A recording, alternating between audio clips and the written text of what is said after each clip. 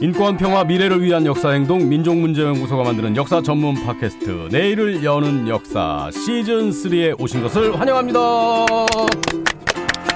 네, 안녕하세요. 진행을 맡은 MC로 노규환입니다. 네, 베스트셀러 만세열전의 저자 조한성 연구원 나오셨습니다. 네, 조작가 조한성입니다. 반갑습니다.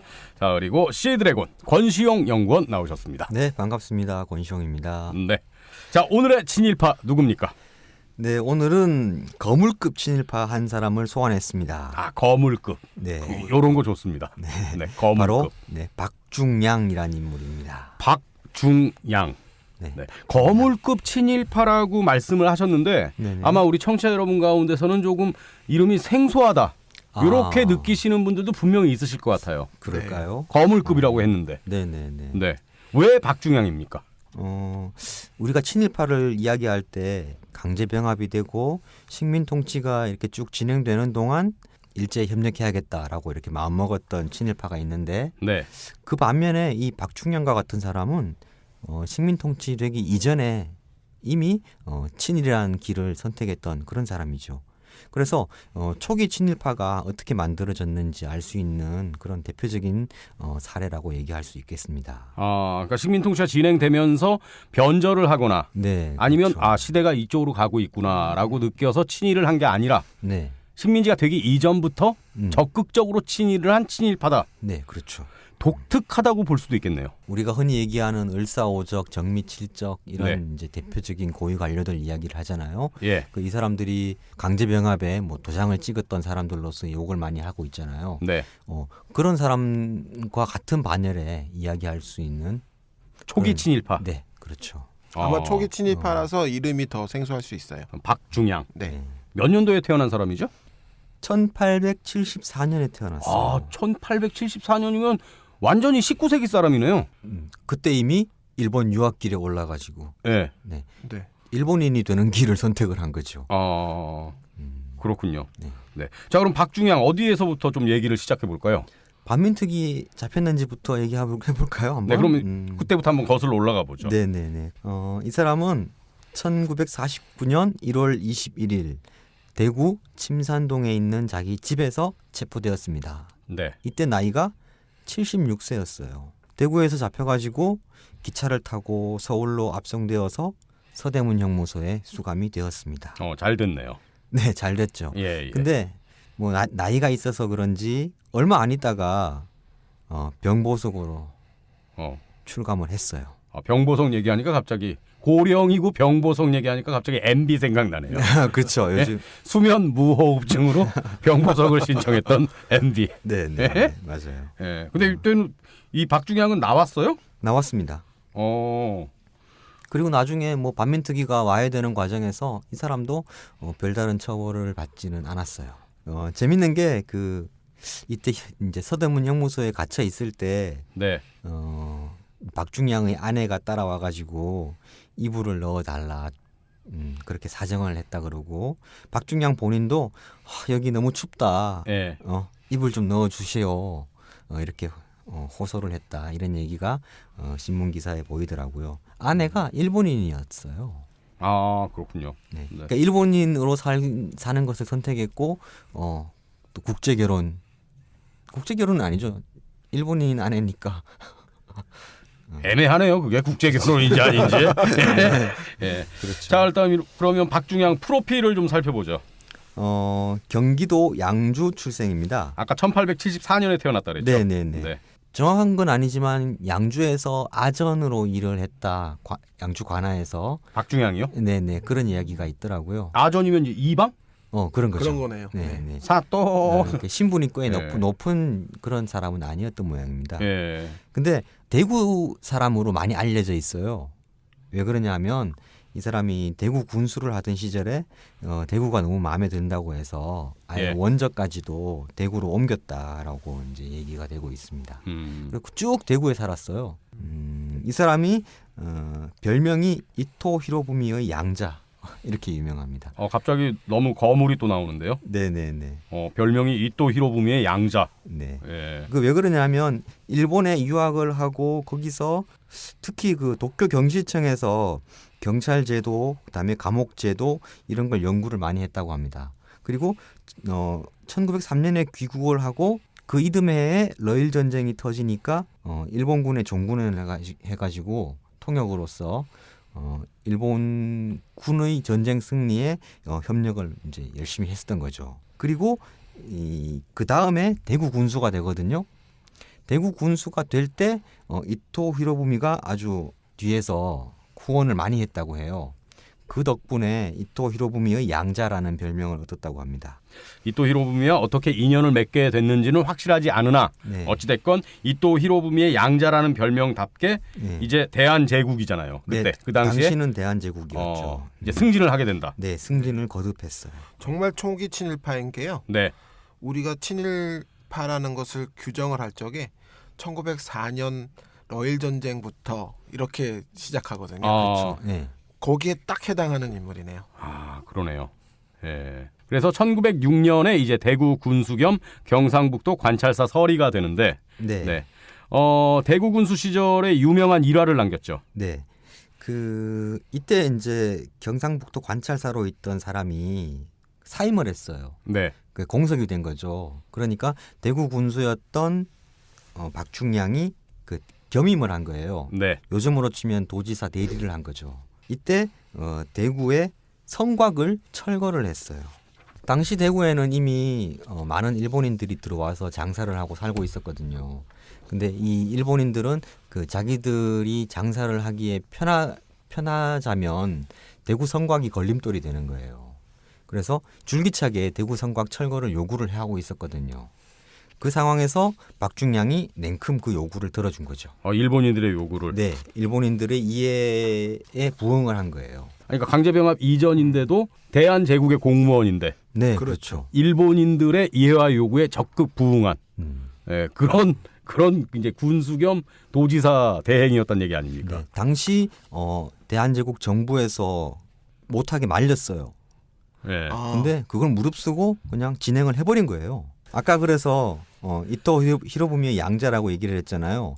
이 대구 군수로서 성곽을 철거한 일을 놓고 이토 히로부미가 이렇게 칭찬을 했대요. 일본인의 바람을 진심으로 들어준 박중량이 지방 군수 가운데는 제일이다. 네, 이렇게 칭찬을 했어요. 역시 이 일화에는 그러니까 어떤 걸 우리가 알 수 있을까요? 박준양은 이때부터도 네. 그 일본인, 그러니까 조선인 관료가 아니네요. 그러니까요. 네. 예. 일본인의 이해관계를 바로 자기가 적용하려고 하는 그런 일본인의 심성 이런 걸 벌써 갖고 있네요. 네. 그리고 이 대구 성곽을 철거한 게 아주 이제 이토 히로부미 당시 통감이었잖아요. 예. 이 사람의 그 눈에 잘 들었기 때문에 이후 출세 가도에 큰 도움이 되었던 거죠. 그래서 통감부의 후원을 받아서 평안남도 관찰사, 그 다음에 경상북도 관찰사 이렇게 쭉쭉 탄탄대로를 걸어갔던 것이죠. 예. 이 당시에는 의병들이 전국에서 이렇게 막 들불처럼 일어날 때 아닙니까? 엄청 심했던 예. 것이죠. 특히 1907년 그 정미의병에서부터 쭉 네. 의병 활동이 아주 활발하게 일어났고 일본은 그 의병을 탄압하기 위해서 뭐 남선 토벌, 대토벌 작전 이런 걸 예. 펼치기도 했고요. 그러면 이렇게 의병이 들불처럼 일어날 때 평안남도 경상북도 관찰사를 했으니까 의병들하고 부딪힐 수밖에 없잖아요. 당연하죠. 네, 어떻게 네. 했습니까, 이 박중양은? 지금 이제 자료가 크게 두 가지 자료가 남아 있거든요. 네. 평안남도 관찰사로 근무할 때는 관내를 돌아다니면서 의병 참여자와 협력자를 회유했고요. 네. 그다음에 그때 이제 이완용에게 이런 보고를 하기도 했대요.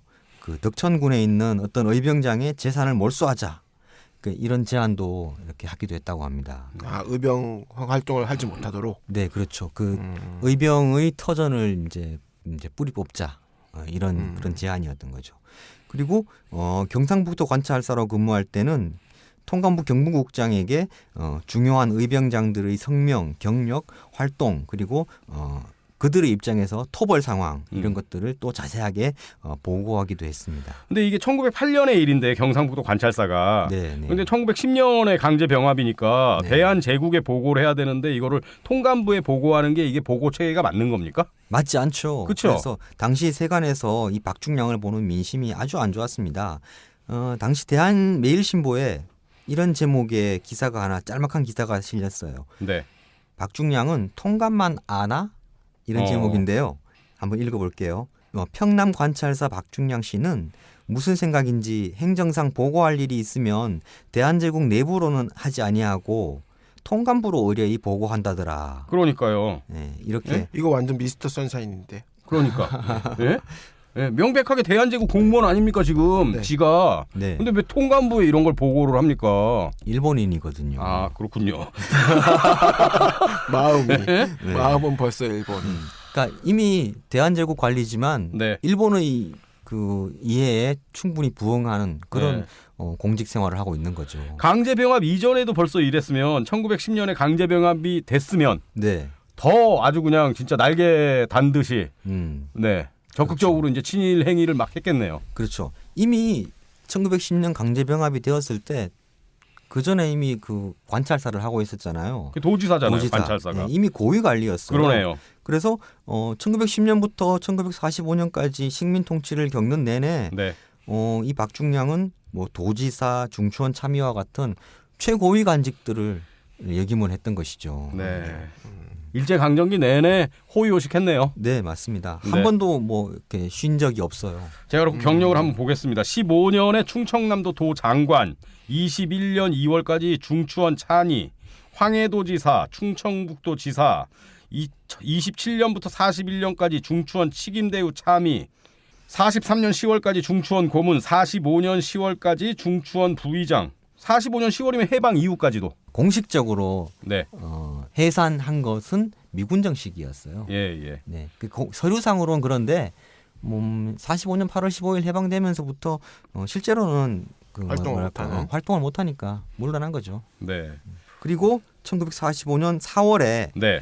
일본 귀족원 의원이 되는 것이죠. 이거 귀족원 의원도 별로 없는데 그죠? 그죠? 10명밖에 없어요. 전 시기를 통틀어서 귀족원 의원이 된 거는 딱 10명이었어요. 그러니까 조선인 가운데 네. 초인류 친일파입니다. 완전 진짜 거물 친일파네요. 네, 맞습니다. 네. 그러니까 제가 궁금한 건, 제가 의문시되는 건, 네. 그 당시에 조선과 일본을 비교했을 때 일본이 훨씬 근대화가 됐다. 거기까지는 동의를 할 수 있죠. 그래서 우리도 근대화된 나라로 가야겠다라는 생각을 분명히 했을 거란 말이죠. 근데 그 방법이 우리 민족의 그런 자주적인 나라로 이렇게 가는 게 아닌 다른 이웃 나라의 식민지가 되는 걸로 택한 거잖아요.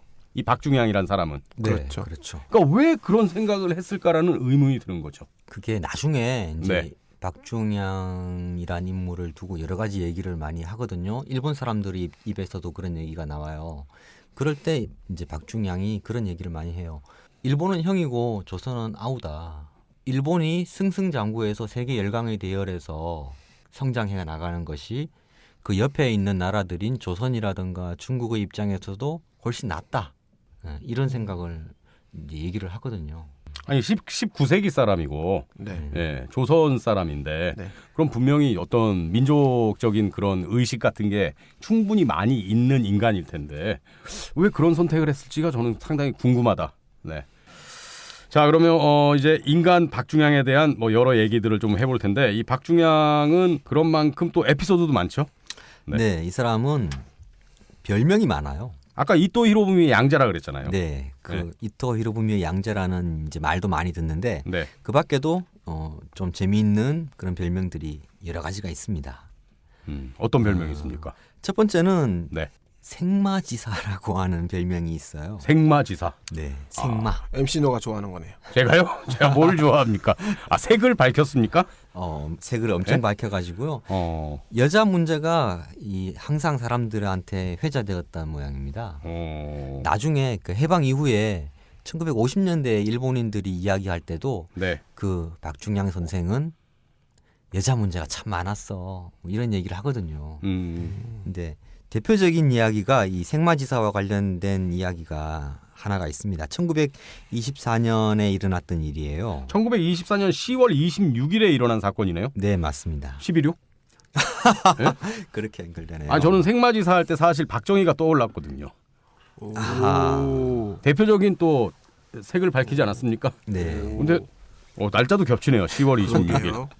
예? 이건 사건이 일어난 날이죠. 예. 네. 이때 박중량이 충청북도 지사였어요. 예. 이 도지사 박중량이 당시 사이토 총독 부부하고 충북 그 도청의 고위 관료들 그다음에 신문 기자 몇을 이끌고 속리산에 갔어요. 예. 그 속리산에 가서 그 절 이름은 동아일보 자료에는 속리사라고 이제 밝히고 있는데 네. 지금 아마 그 속리산에 있는 법주사가 아닐까 이렇게 추측을 해봐요. 속리사란 절은 처음 들어보고. 네, 그 속리산에 있으니까 속리사라고 해서 예. 그렇게 이제 이름을 붙였던 모양이에요. 근데 이 절에 가가지고 이 사람들이 술판을 벌였다고 합니다. 대웅전 법당에다가 가서 사찰에서 술판 버려도 네. 됩니까? 대웅전 법당에 네? 대웅전 법당에 부처님이 있었을 텐데. 제일 큰 법당이 대웅전이잖아요. 네. 거기에 술판을 벌였는데 거기다가 게다가 젊고 예쁜 여성 6명을 뽑아서 술을 따르게 했답니다. 분위기를 돋우라고. 이게 가능한가요? 그 당시 조선 총독이 납셨고 아무리 그래도 그렇지 충북 도지사가 여자 스님 6명에게 술을 따르게 했다는 얘기 아닙니까? 대웅전에서. 네. 이게 납득이 안 되네요. 네, 잘. 그렇네요. 네? 게다가 이 질탕하게 놀다가 막판에 박중량이 사고를 쳤어요. 예. 양순재라고 하는 여성을 이제 술이 취해서 이제 옆에다가 끌어다 놓고 손목도 잡고 추파를 보내고 하다가 다른 사람들은 술에 취해서 다 쓰러졌는데 이 상황에서 박중량이 이 여성을 끌고 밖으로 나갔대요. 다음날 아침에 박중량은 시치미를 뚝 떼고 떠났답니다.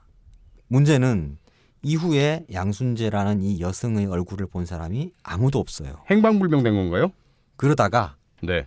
닷새가 지난 날 절집 방 한 구석에서 자살한 채 발견이 되었어요. 그 여자 스님이. 네. 그래서 생마지사. 네. 그래서 아마 박중량에게 겁탈을 당하고 그런 상황을 고민을 하다가 자결 한 것이라고 이제 얘기가 되는 거죠. 이거는 충분히 네. 이 당시에도 사회 문제가 좀 됐을 것 같은데요. 그렇죠. 언론에서 이 생마지사 박중량 이 인물에 대해서 비판적인 논조들이 막 실렸죠.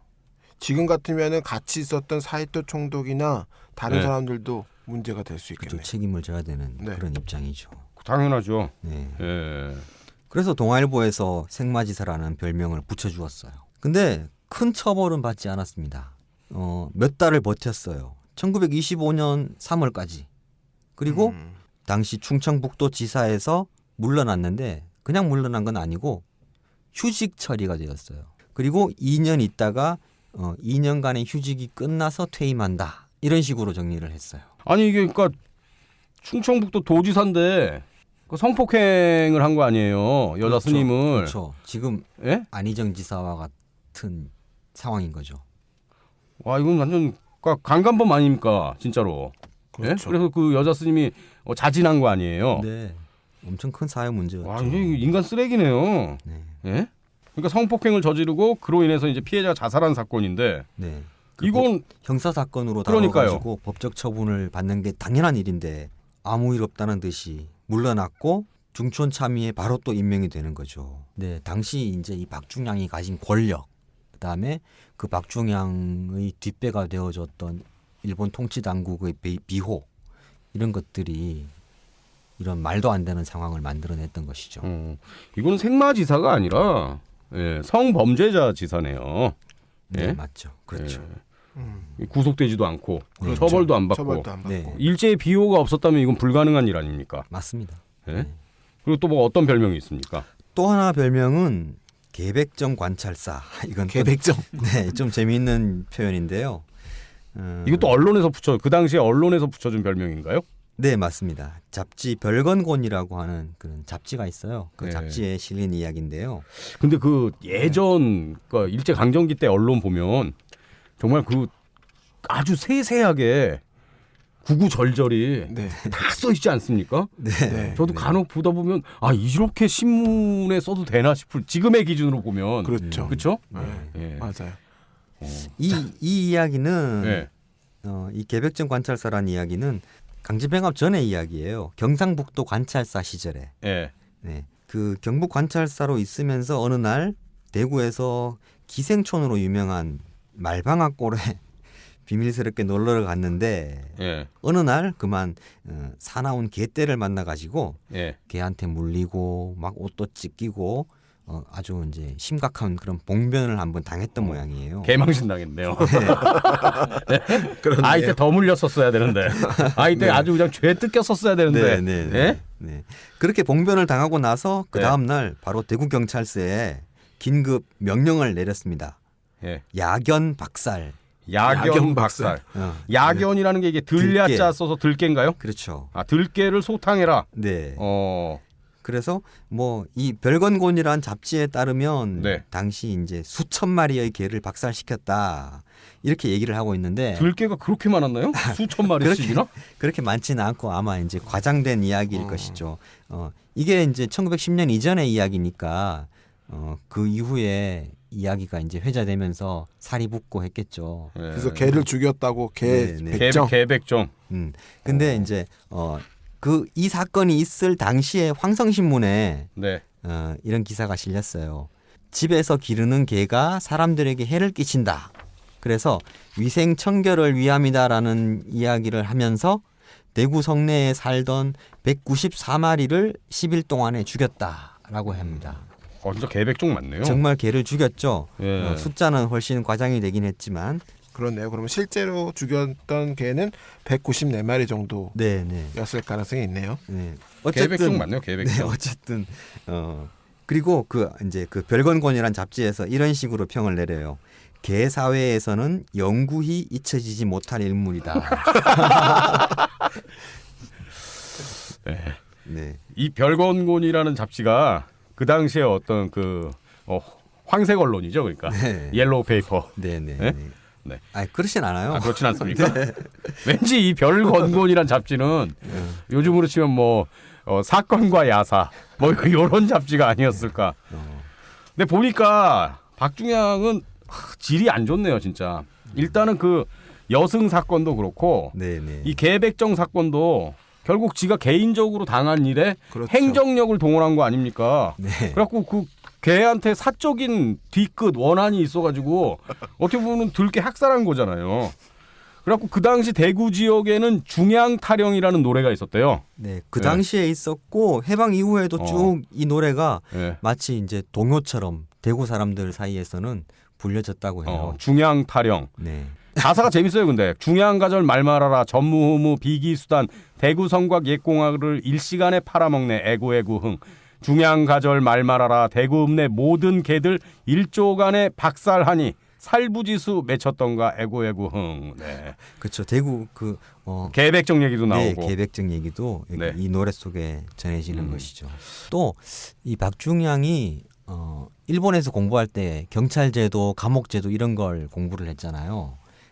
자기 집에다가 사설 감옥을 만들어 놨다고 해요. 사설 감방을. 그래서 자기 눈에 안 차는 그런 사람이나 뭐 심지어는 경찰도 순사도 잡아다가 자기 집 감방에 막 가두고 이런 일도 벌였다고 합니다. 그래도 일본 사람들은 좋아했겠네요. 좋아했죠. 같은 일본인이니까. 예? 그래서 일본인들이 이 인물에 대해서 아주 높은 평가를 내렸는데요. 네. 그 1935년에 그 조선 공로자 명감이라고 하는 그 책에는 이렇게 표현을 했어요. 비상한 시기에 즈음해서 진실로 믿어서 보람 있는 인물은 지사급으로는 박중양이었다.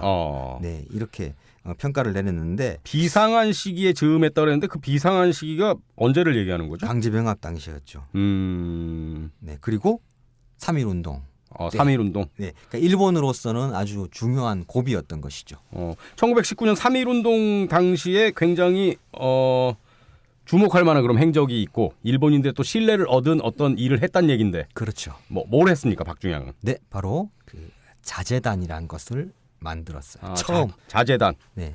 지난 시간에 잠깐 언급한 게 있는데 네, 자재단. 예. 자재단이 말 그대로 만세 시위를 좀 자제시키는 탄압하고 네. 방해하는 근데 그런 이제 목적이었죠. 예, 이름이 자재단인 건 이제 자제시킨다 그런 의미로 자재단인 그렇죠. 건가요? 그렇죠. 네. 아, 저는 맨 처음에 자재단 그래가지고 네. 친일파 아들 딸들이 모여서 뭐 보이스카웃 같이 만든 게 자재단인가 했는데 그게 아니군요. 그럴 수 있어요. 예. 네. 어떤 활동을 했습니까? 예. 4월 6일에 전국에서 처음으로 대구 자재단을 만들었습니다. 박중량이 그 자재단의 단장을 맡았어요. 이 자재단은 우리 조 작가님이 만세열전 쓰시면서 공부를 좀 하셨을 텐데. 네, 그 자재단은 예. 알고 봤더니 이거를 돌아다니면서 돌아다니면서 했습니까? 네, 돌아다니면서 사람들한테 다 도장을 받았대요. 만세 시위에 참여하지 않겠습니다라고 하는 서약서를 에다가 도장을 찍게 했대요. 그러니까 이게 여기에 이제 자재단에 다 가입을 시키는 거죠. 그렇죠. 네, 그래갖고 그 지역 사람들을 다 자재단이라고 하는 조직으로 묶어가지고 뭐 보도연맹처럼요? 그렇습니다. 맞죠. 맞습니다. 딱 그겁니다. 어. 그래서 그런 조직을 만들고 그 조직을 통해서 자재단이란 조직이 있어서 이거를 3.1운동 만세 시에 못 나가게 하는 게 아니라 도장을 받으면서 그 사람들을 자재단에 가입시키는 방식으로. 그렇죠. 그래가지고 제가 공부하다 보니까 조선 독립신문에 그런 내용이 나와요. 사람들이 이런 친일파들이 돌아다니면서 예. 그렇게 서약을 강제로 받는다는 거죠. 협박이죠. 그러니까 경찰이랑 다 같이 오는 거예요. 이런 관리들이랑 경찰이 같이 와서 강제로 3.1운동에 참여하지 않겠다 하는 서약서에다가 도장 찍게 하고 또 무슨 행사 같은 거 할 때 그 사람들 불러 모아가지고 계속 이제 뭐냐면 3.1운동 참여하지 말라는 서류 뭐라고 해야 되죠? 그런 연설 같은 거 하고 그렇게 하면서 이제 독립운동 하지 못하도록 강제로. 이것만 봐도 그 당시에 3.1운동이 얼마나 진짜 혁명적으로 이렇게 확 불타올랐는지 알 수 있는 네. 그런 대응이네요. 일제가. 그렇죠. 예. 이게 또 효과가 그 지방의 그런 순사보라던가 조선인 그 협력자들 있잖아요. 예. 순사보라던가 아니면 그 하위직 관료들, 조선인 관료들 그런 관료들 중에서는 3.1운동에 참여했던 사람들이 꽤 있었대요. 그렇기 때문에 이 사람들을 또 한번 그 일본 편으로 묶는 그러니까 그 사람들이 조선 편을 들지 않도록 그렇게 붙잡는 그런 효과도 있었다고 그럽니다. 여기서 박중량이 중추적인 역할을 했다. 네, 단장이었어요. 그리고 단장이라고 해서 뭐 자리 지키는 게 아니고 예. 직접 발로 뛰었죠. 도장 받으러. 네. 자재단의 취지를 설명하면서 서명도 받고 예. 그다음에 대구에서만 이런 자재단이 생겨서는 안 된다. 인근 고을들을 또 찾아다니면서 그 칠곡이라든가 김천이라든가 선산이라든가 이런 지역을 직접 다니면서 그곳에서 자재단을 조직할 수 있도록 부추기고 이런 활동을 열심히 했었던 것이죠. 정말 열심히 했네요. 네. 예. 결국에는 이게 전국 각지로 다 퍼지잖아요. 네. 네. 근데 대구에서 맨 처음 시작했고 네. 그렇죠. 단장이 박중량이었고 단순히 어떤 단장 역할만 한 게 아니라 진짜 일선에서 발로 열심히 뛰었다. 네. 일제가 좋아할 만하네요. 예. 얼마나 이뻤겠습니까? 그렇죠. 이 자재단 박중량이 자재단 활동을 하면서 네. 일본에 있는 데라우치 마사다케에게 네. 보고를 했어요. 데라우치가 누구냐면 총독. 예. 그 데라우치 네, 아닙니까? 그 데라우치 조선 총독을 지냈던 데라우치고 예. 일본에 가서 수상까지 했었던. 예. 일본에 있는 데라우치에게 박중량이 편지를 썼어요? 네. 뭐라고 썼습니까? 편지를 써서 보고를 했는데 예. 자기의 자재단 활동을 이렇게 자세하게 얘기를 했어요. 네. 지난 15일 대구를 출발하여 김천, 계령, 선산, 칠곡의 각 군을 순회, 효유하고 어제 대구로 돌아와서 도청에서 그 상황을 보고했습니다. 현재 각지는 모두 평온한 상태를 유지하고 있는데 이것은 수많은 병사가 곳곳에 산재하여 총칼로 다스린 결과라고 생각합니다. 이후에도 계속 불량자를 청소하고 오해하는 자는 설득하여 양민을 위무함이 반드시 필요하다고 생각합니다. 이렇게 보고를 했어요. 예. 일단 자신의 공을 좀 내세우면서 내세우고. 좀 예뻐해 달라. 예. 그리고 이런 의도가 있네요. 네, 3.1 운동이 이제 진압되고 있는데 정리되고 있는데 네. 그것은 총칼로 다스린 결과다. 예. 그러니까 계속해서 총칼로 다스려야 된다라는 생각인 거죠. 정치적으로는 데라우치하고도 굉장히 친했나 봐요. 그런가 봐요. 네. 정말 거물급 친일파네요. 네. 예. 이러니까 뭐 진짜 일제와 일본인들이 좋아할 수밖에 없는데, 네, 박중량에 대한 일본인들의 평가를 조선 총독부 고위 관료를 지냈던 일본인들의 입을 통해서 이제 확인할 수가 있는데 지금 사료로 남아 있는 게 50년대 후반부터 그 일본인 조선 총독부 고위 관료들이 인터뷰를 했던 게 있어요. 녹음 기록이 남아 있고 일본 그 학습원 대학에서 이걸 이제 풀어서 공개를 하고 있거든요. 그 가운데 박중량에 대한 이야기들이 꽤 많이 남아 있습니다. 네, 경상북도 도지사를 지냈던 고타키 모토이라고 하는 사람의 말을 인용해서 이런 이야기를 해요. 네, 당시 이 고타키라는 사람이 도지사를 하고 있었는데 네. 중추원 참의였던 박중량이 도지사를 찾아왔대요. 언제 찾아왔냐면 기원절이나 천장절과 같은 날, 기원절이 뭡니까?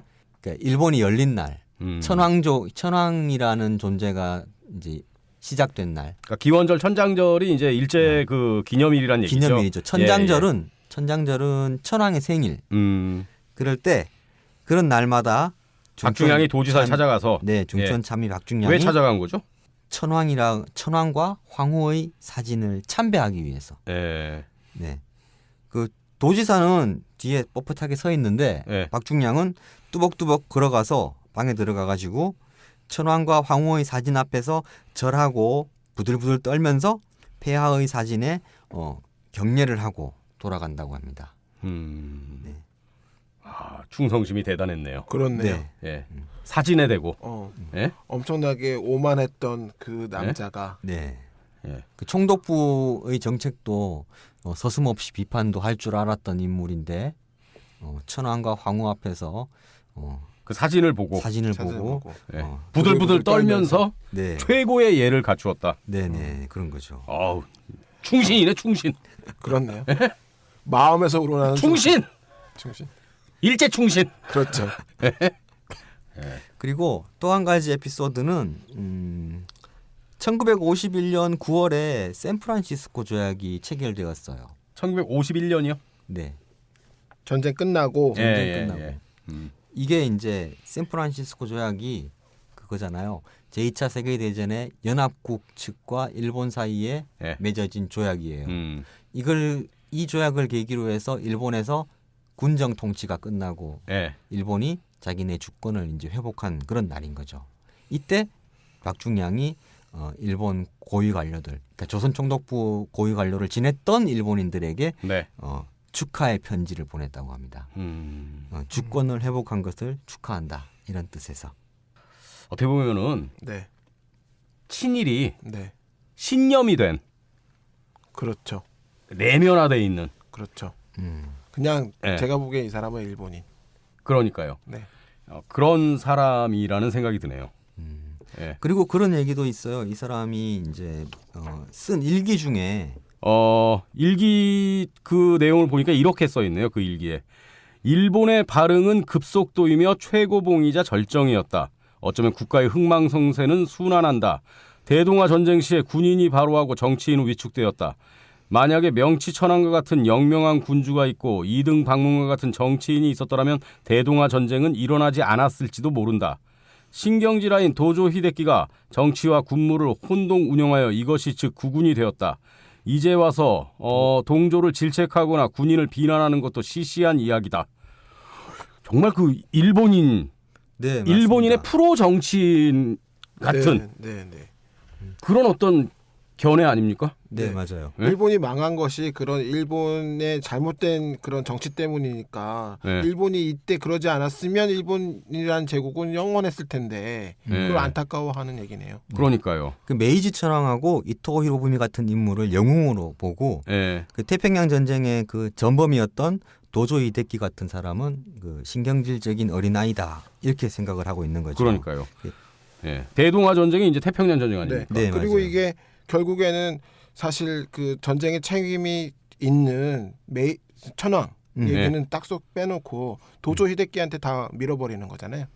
이건 뭐 일본인들이 그 원했던 그 종결 처리 방식에 또 해당되는 것 같습니다. 그리고 이 일기에 그런 내용도 있어요. 이제 신생 일본이 탄생했다. 그러니까 샌프란시스코 조약을 계기로 해서 신생 일본이 탄생했다. 그런데 일본과 한국은 순망 치안의 관계다. 그러니까 입술과 이의 관계다. 이렇게. 해방 이후에도 정신을 못 차렸네요, 계속. 네. 그냥 진짜 그래서 일본인으로 사네요. 네. 그 순망 치안의 관계인데 제휴를 통해서 행복한 전도를 개척해야 한다. 이거는 지난 시간에 김대우가 했던 얘기랑 똑같은데요. 그러네요. 그 일본은 형이고 우리는 동생이다. 우리가 기능을 섭득해서 우수해진다면 일본은 예의를 가지고 우리를 초빙할 것이다. 네. 샌프란시스코 조약을 통해서 탄생한 새로운 일본에게서 희망을 보는 것이죠. 저는 이런 생각이 들어요. 그러니까 이 인간도, 이 박중양도 분명히 이런 생각을 가지기 전에는 내적 갈등이 조금은 있지 않았겠습니까? 그리고 자기가 조선인인데. 그렇죠. 근데 있었겠죠. 이제 쭉 살면서 자신이 갖고 있는 어떤 그 친일에 대한 약간의 내적 갈등 이런 것들을 합리화시키고 이른바 정신승리하고 합리화시키는 과정에서 이게 점점 견고해지고 단단해지면서 친일 자체가 자신의 신념이 돼버린 그런 인간이 아닌가. 예? 네. 그러니까 우리가 이른바 신념형 극우주의자들 많이 볼 수 있지 않습니까? 그렇죠. 예? 네. 그냥 우리가 민주사회에 사는 건전한 상식을 가진 시민의 시각에선 절대 이해할 수 없는 그런 극우주의자들의 말도 안 되는 발언. 근데 그게 신념으로 돼 있는 사람들을 볼 수 있잖아요. 일맥상통하네요, 박중양하고. 그렇죠. 이런 사람들은 네. 절대로 생각이 바뀌지 않죠. 네. 저는 박중양에게서 지만원을 봅니다. 네. 네. 음. 탁경이신 것 약간 같습니다. 정신질환이에요, 이 정도면은. 아, 진짜로.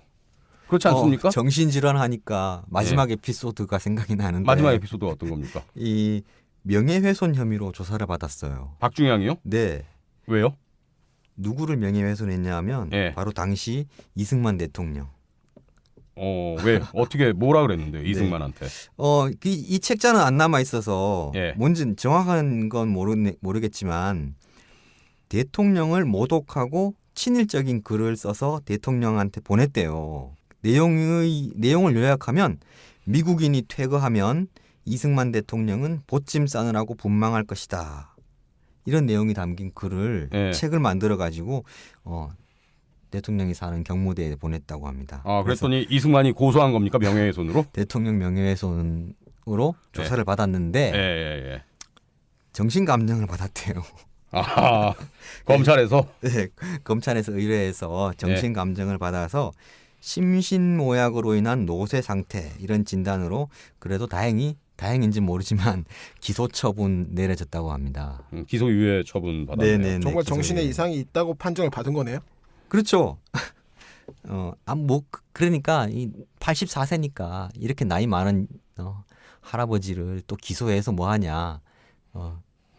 근데 그렇게 받아. 오랜만에 박중양이 이게 맞는 말 한 것 같은데요? 앞에 미국인이 퇴거하면 요거만 빼면 이승만은 보찜 싸느라고 분망할 것이다. 1960년에 보찜 싸느라고 분망했잖아요. 결국. 맞아요. 네. 그러니까 친미적인 정책에 대한 비판인 거죠. 그러니까요. 왜냐 친일을 해야 되는데. 예. 아, 정말 그렇죠. 신념형 친일파. 네, 그런 거였죠. 그렇네요.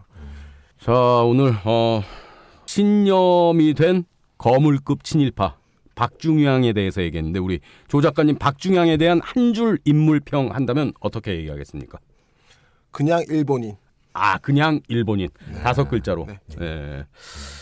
자, 오늘 좀 주도적으로 얘기를 해주신 우리 시드래곤 권수용 연구원이 좀 오늘 방송 내용 정리 좀 해주시죠. 네, 박중양은 일본 식민 통치자들도 인정하고 때론 경외하기까지 했었던 그런 인물입니다. 네. 그래서 그만큼 거물이었기 때문에 조선총독부의 정책을 비판하기도 했던 그런 일화가 있기도 하고요.